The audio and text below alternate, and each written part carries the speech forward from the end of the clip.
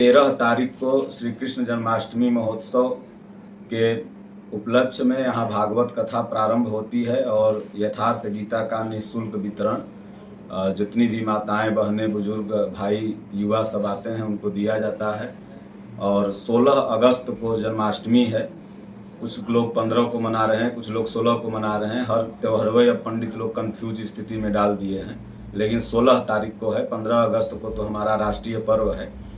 तो 16 तारीख को आप लोगों के माध्यम से 13 से ही जो कथा चालू होगी, उसमें जो भी आपके व्यूवर हैं, दर्शक हैं, जो लोकल दानापुर, आपको सगुना मोड़ के अगल बगल या जो बाहर से भी आना चाहें, वो उनके रहने खाने की सब निःशुल्क व्यवस्था है। यहाँ पर आएँ और रियल में भागवत सुने कि वास्तव में भागवत क्या है। आजकल भागवत कथा रोजगार हो गई है। तमाम रोजगारिया लोग जो घूम रहे हैं भगवान के नाम पर, वो लोग इसी तरह से अपना करते रहते हैं। तो वो यहाँ पर नहीं है। यहाँ पर यथार्थ, क्योंकि वक्ता सुखदेव जैसा होना चाहिए और श्रोता राजा परीक्षित जैसा होना चाहिए, तब तो भागवत हुई। और श्रीमद् भागवत कथा में क्या नाम है, भक्तों के चरित्र का वर्णन है। तो हर साल ये गीता ज्ञान कमेटी के जो हमारे सदस्य आश्रम के सब पुराने भक्त हैं, वो लोग एक भक्तिमय माहौल देते हैं। सावन से ही ये लोग अपना व्यवस्था में जुट जाते हैं। भादों में भगवान का भव्य आयोजन करते हैं। और कुछ समय क्या रहेगा बाबा कथा का? जो लोग आएंगे कथा का समय 3 बजे से प्रारंभ हो जाता है। 3 बजे से 6 बजे शाम तक लेकर के भागवत चलती है। और उसके बाद 7 बजे से लेकर के 8 बजे तक मेरा 1 घंटा का सत्संग, जिसमें हम लोगों को जो धर्म में हर कोई कंफ्यूज है उसमें हम बताते हैं। तो 13 तारीख को ये प्रारंभ होगा और 19 को पूर्णाहुति होगी, जिसमें भागवत में भी जन्म होगा 16 तारीख को भागवत के कथा में। और 16 को एक्चुअल में जो प्रत्येक वर्ष हम लोग जन्माष्टमी मनाते हैं। कोई भी पर्व जो प्रत्येक वर्ष आता है, उसका मात्र एक ही कारण है कि हमारी युवा पीढ़ी इससे कनेक्ट हो।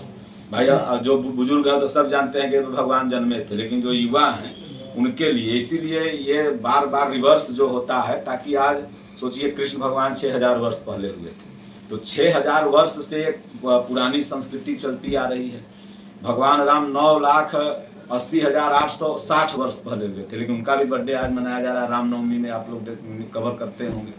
तो इसीलिए रिवर्स होता है कि युवा कम से कम जुड़ें। और कृष्ण भगवान राजा के बेटवा थे, तो सबसे बड़ा हम युवाओं को संदेश देंगे, जो आज भारत की और बिहार की सबसे बड़ी समस्या है कि राजा का बेटवा होकर खैनी तक नहीं खाते थे कृष्ण भगवान, और आज यहाँ 2 कट्ठा बेच के कहेगा कि हम दारू पीते हैं। नहीं समझ रहे हैं। तो राजा का बेटवा होकर दूध, दही, मलाई, मिश्री खाए, और यहाँ आज दारू, गांजा, चरस, नशे में सुइया भोंक करके चारों तरफ बरामद हो रहा है। तस्कर से तस्करी करके आगे बढ़ रहे हैं।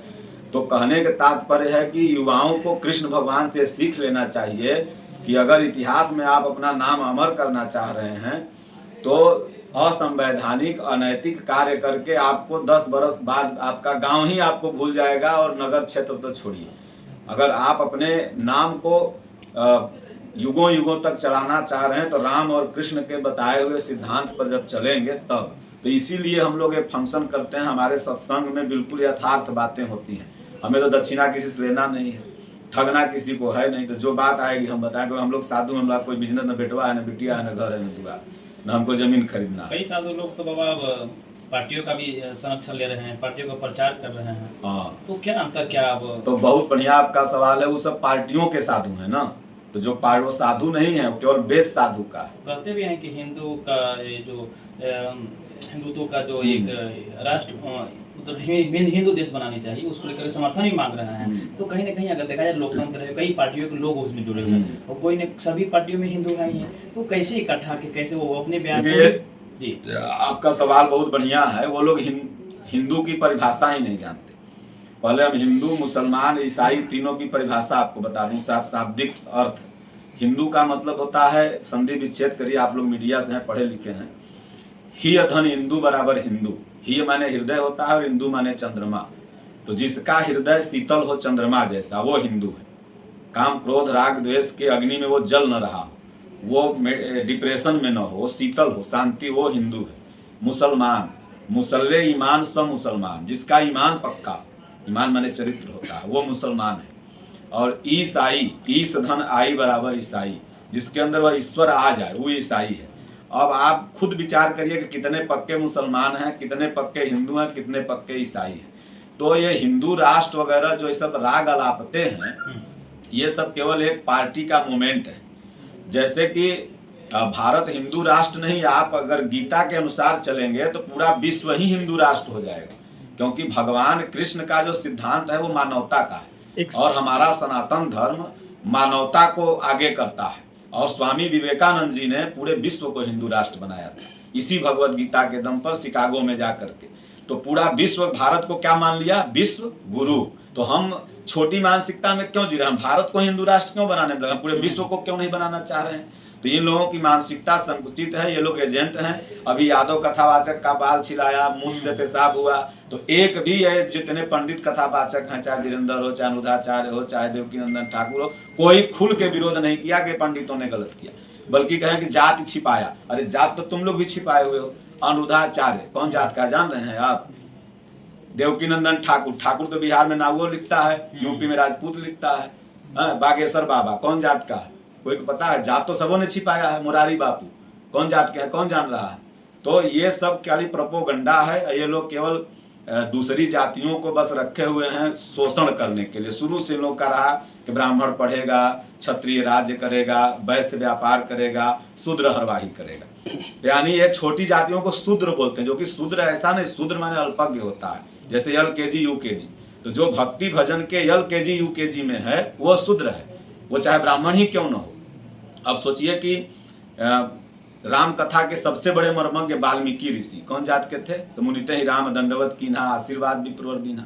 इस व्यास मंच को लाने वाले वाल्मीकि हैं राम कथा के। और कृष्ण कथा के व्यास मंच को लाने वाले कौन हैं? वेद व्यास, सुखदेव। तो वेद व्यास खुद धीवर जात के थे, तो सुखदेव कैसे पंडित जी हो जाएंगे? तो कहने का तात्पर्य है कि ये लोग केवल जात जात में बांट करके भारत को 1000 वर्ष गुलाम किए।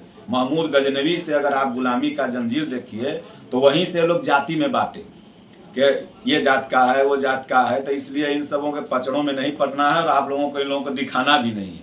जैसे मीडिया वाले ही ये लोग को हाईलाइट कर देते हैं, और मीडिया वालों को चाहिए कि सही चीज़ दिखाइए। पहले हमारे बारे में आप खूब अध्ययन कर लीजिए, और तब वो चीज़ समाज तक पहुँचाए, क्योंकि समाज के आप नारद जी हैं।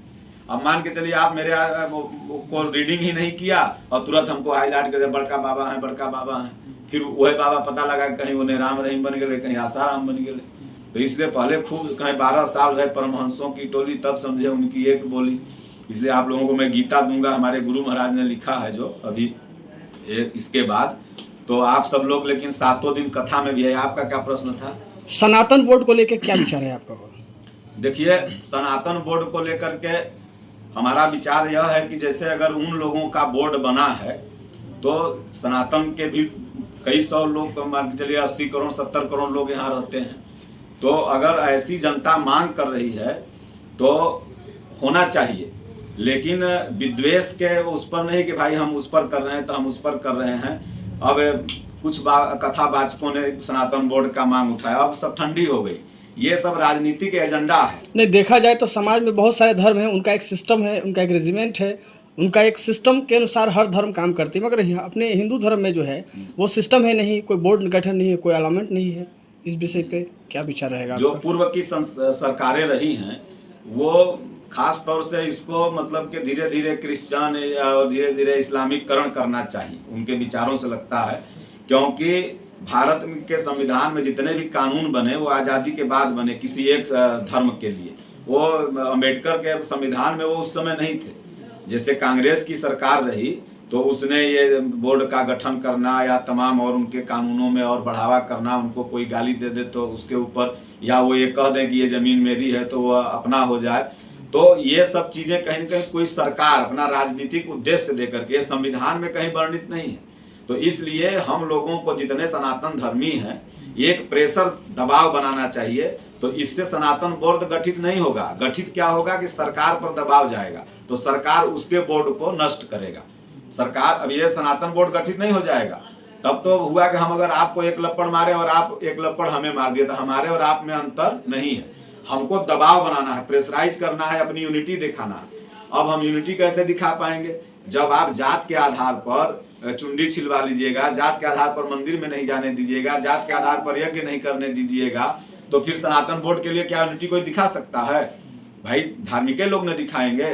तो इसलिए हम लोग एक होकर के एक अपना प्रेशर सरकार पर बनाएं, ताकि सरकार कहे कि भाई हमारी मजबूरी है आपके बोर्ड को डिस्ट्रॉय करना, नष्ट करना। ये मामला नहीं है, ये भक्ति का माहौल है। अभी सावन महीना चल रहा है और सावन के बाद भादों में प्रत्येक वर्ष सगुना मोड़ हाईटेक अस्पताल के पीछे अंशु मैरिज हॉल में श्री कृष्ण जन्माष्टमी महोत्सव मनाया जाता है, जिसमें गीता ज्ञान कमेटी के सभी सदस्य लोग हैं। बाहर आपको मिलेंगे बैठे हुए। तो हर साल कार्यक्रम के 20 दिन पहले मीटिंग होती है, सब सदस्यों के द्वारा आपस में मुंह मिलाया जाता है कि कैसे कार्यक्रम को भव्य रूप देना है। तो उसी परिप्रेक्ष्य में आज यहाँ पर ये विष्णु जी के मकान में हम सब लोग जुटे हुए हैं। कुछ सदस्य भी बाहर हैं, वो भी लोग आ रहे हैं।